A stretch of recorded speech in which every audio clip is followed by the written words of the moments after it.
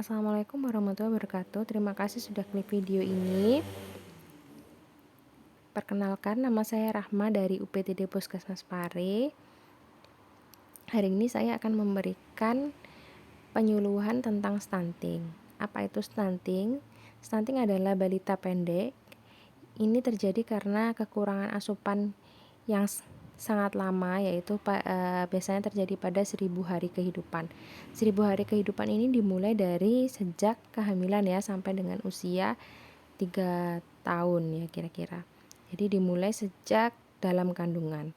Stunting dapat meningkatkan resiko tertular penyakit infeksi dan juga dapat berpengaruh terhadap perkembangan otak anak. Jadi 1000 hari kehidupan itu biasanya disebut dengan golden period, di mana tumbuh kembang anak itu sangat pesat sekali dan itu membutuhkan asupan nutrisi yang cukup ya. Apabila asupannya kurang itu dapat berpengaruh terhadap pertumbuhan dan perkembangan, terutama perkembangan otaknya. Nah, pada tahun 2015 itu ada survei yang mengatakan bahwa stunting di Indonesia itu ada 36,4% atau sekitar 8,8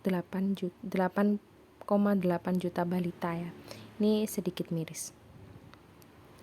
Nah, penyebab stunting itu apa? Penyebabnya ada 4 ya. Yang pertama adalah pola asuh. Pola asuh ini terkait dengan pengetahuan ibu ya. Jadi bila ibu itu pengetahuannya kurang, dia mungkin tidak akan mengetahui tentang perawatan selama masa kehamilan, mungkin juga tidak tahu tentang bagaimana cara memberikan makanan tambahan, dan itulah yang menyebabkan anak itu bisa menderita stunting. Kemudian yang kedua adalah penyakit infeksi, karena apabila bayi itu mengalami penyakit infeksi, asupan nutrisi yang dia dapatkan akan didahulukan untuk mengatasi masalah infeksi ini, sehingga tumbuh kembang bayi itu akan terhambat. Yang ketiga adalah akses terhadap sanitasi. Nanti akan saya jelaskan pada slide selanjutnya ya, sanitasi itu apa. Kemudian yang keempat adalah kondisi ekonomi keluarga. Tentunya apabila keluarga ini kondisi ekonominya kurang baik, dia tidak akan bisa mendapatkan akses terhadap makanan bergizi dan juga fasilitas kesehatan. Nah, akibat dari stunting terhadap pertumbuhannya, jelas ya, stunting itu adalah balitanya menjadi sangat pendek dan mungkin juga akan berakibat terhadap pubertasnya nanti, sehingga pubertasnya itu terlambat. Kemudian untuk perkembangannya sudah jelas memori dan ini maaf typo ya, kecerdasan anak itu bisa menurun dan anak menjadi tidak percaya diri dan sulit bergaul ya, karena dia tingginya lebih pendek daripada teman-teman sebayanya. Nah, pencegahan stunting itu ada 7 ya di sini. Yang pertama adalah perawatan selama kehamilan. Jadi saya sudah menjelaskan ya pada video sebelumnya bahwa perawatan selama kehamilan itu adalah minimal 6 kali kunjungan ya. Kemudian persalinan ditolong oleh tenaga kesehatan, karena apabila terjadi komplikasi selama persalinan itu akan ditangani dengan lebih baik oleh tenaga kesehatan yang memang sudah kompeten di bidangnya. Kemudian pemberian ASI eksklusif, yaitu pemberian ASI sampai usia bayi itu 6 bulan ya. ASI ini adalah makanan yang menurut saya seperti mukjizat ya, seperti sebuah keajaiban, karena dia itu asupannya sangat cocok dengan kebutuhan bayi gitu ya. Jadi ASI itu kadarnya bisa berubah-ubah gitu ya. Pada saat bayi itu sakit, ASI itu bisa mengandung lebih banyak protein dan juga vitamin ya, yang bisa dibutuhkan bayi untuk mengatasi masalah infeksinya.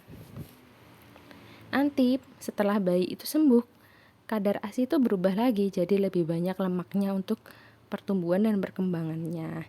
Nah, ini adalah salah satu sangat ajaib ya menurut saya. Tidak ada makanan di dunia ini yang lebih cocok untuk bayi dibandingkan dengan ASI, karena itu memang makanan yang sudah disediakan oleh Allah Subhanahu wa taala untuk bayi ya.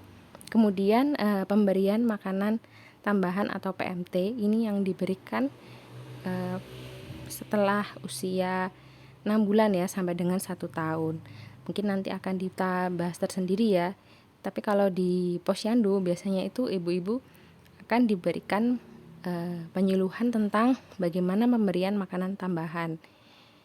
Kemudian imunisasi dan vitamin A. Nah, imunisasi ini akan menyebabkan anak itu memiliki kekebalan terhadap penyakit tertentu. Nah, dengan kebal terhadap penyakit infeksi inilah diharapkan anak itu jadi tumbuh kembangnya lebih optimal gitu ya, karena tidak menderita penyakit infeksi yang diimunisasi ini tadi. Kemudian pemantauan tumbuh kembang di posyandu. Jadi di posyandu itu setiap bulan tumbuh kembang anak itu dipantau agar apabila ada misalkan gizi kurang atau stunting itu bisa segera ditangani gitu. Kemudian berlaku hidup bersih dan sehat. Ini kalau di rumah tangga ada 10 indikator ya. Nanti kita bahas saja pada pertemuan selanjutnya. Kemudian ada 5 pilar sanitasi, yaitu tadi saya sudah menjelaskan bahwa akses terhadap sanitasi adalah salah satu penyebab dari stunting. Nah, yang pertama 5 pilar ya, ada 5 pilar. Yang pertama adalah cuci tangan. Jadi cuci tangan menggunakan air dan sabun. Karena bayi itu dia tidak banyak bergerak ya, tentu saja yang menularkan kepada bayi itu adalah orang tuanya gitu ya. Jadi diupayakan sebelum menyentuh bayi itu cuci tangan terlebih dahulu menggunakan air dan sabun. Kemudian berhenti BAB sembarangan ya, ini tipe ya, berhenti BAB sembarangan. Jadi menurut data WHO 55 juta penduduk Indonesia itu masih buang air besar sembarangan. Jadi buang air besar itu biasanya langsung di sungai, atau ada juga yang di rumah tapi pipanya langsung dialirkan ke sungai, jadi sama aja ya, cuma pindah di rumahnya dia aja. Kemudian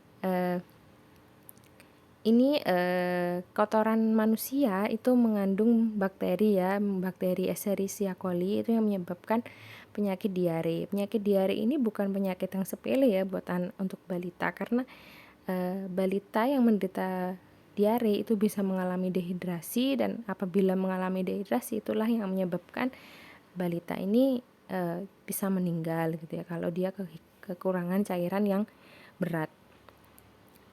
Menurut data WHO juga dikatakan bahwa ada 370 balita Indonesia yang meninggal akibat diare.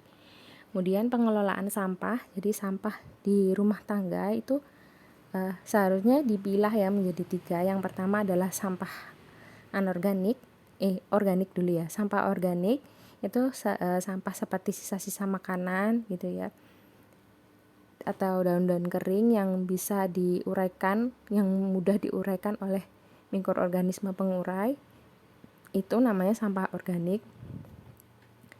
Kemudian yang kedua adalah sampah anorganik, yaitu sampah yang susah diurai ya, seperti kertas, plastik.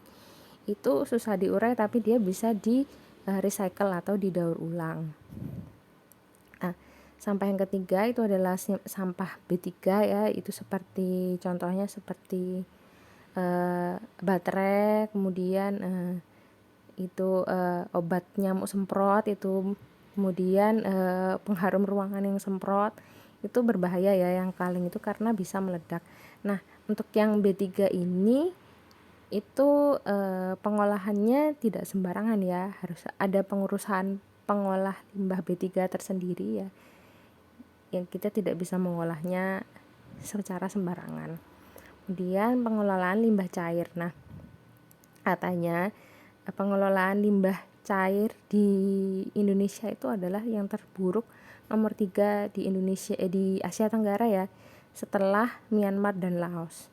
Jadi banyak warga di Indonesia ini, sekitar 61,3% masyarakat Indonesia yang langsung membuang limbah cairnya ke saluran pembuangan ya, tanpa diolah terlebih dahulu. Nah, itu akan mengakibatkan sungai itu tercemar, jadi warnanya itu menjadi keruh dan berbau gitu ya. Nah, limbah cair itu di rumah tangga ada 3 macam. Yang pertama adalah black water. Black water itu adalah air yang dari hasil tinja ya, kotoran tinja, itu namanya black water. Kemudian ada grey water. Grey water itu air yang dari mandi, cuci, dan cuci piring atau cuci baju ya. Nah, dua limbah ini, oh ya, yang limbah ketiga itu limbah clear water ya. Clear water itu seperti air tetesan AC sama air kulkas, itu kan tidak terlalu tercemar ya. Nah, untuk untuk grey water dan black water itu tidak boleh dicampur, karena air yang grey water itu kan kita kan kalau cuci baju kan biasanya menggunakan deterjen ya, dan deterjen itu adalah bahan kimia yang bisa membunuh mikroorganisme. Sementara black water itu dia membutuhkan mikroorganisme untuk menguraikan tinja yang hasil kotoran manusia itu tadi. Jadi itulah yang menyebabkan apabila dicampur itu takutnya mikroorganismenya mati, jadi tidak bisa menguraikan kotoran kita. Jadi harus dipisah black water dan juga grey water ini, salurannya dipisahkan. Nah, black waternya itu dimasukkan ke septic tank, sementara untuk grey waternya itu ada sumber resapan. Kalau sumber resapan kayaknya jarang ya Mas ya di Indonesia ini. Kemudian yang kelima adalah pengelolaan air minum dan makanan. Jadi apabila ini tadi kita membahas lagi tentang septic tank ya. Jadi septic tank itu jaraknya minimal adalah 10 meter dari sumber air ya. Jadi apabila septic tank itu kurang dari 10 meter, ditakutkan airnya itu akan mengkontaminasi sumber air bersih kita, dan itu nanti akan, kalau kita pakai buat masak, tentu saja itu akan menyebabkan diare itu tadi ya. Nah, diare itulah yang menyebabkan gizi balita itu penyerapan gizi balita itu menjadi buruk dan balita menjadi terkena stunting. Nah, sekian informasi dari saya hari ini. Sampai jumpa di video selanjutnya.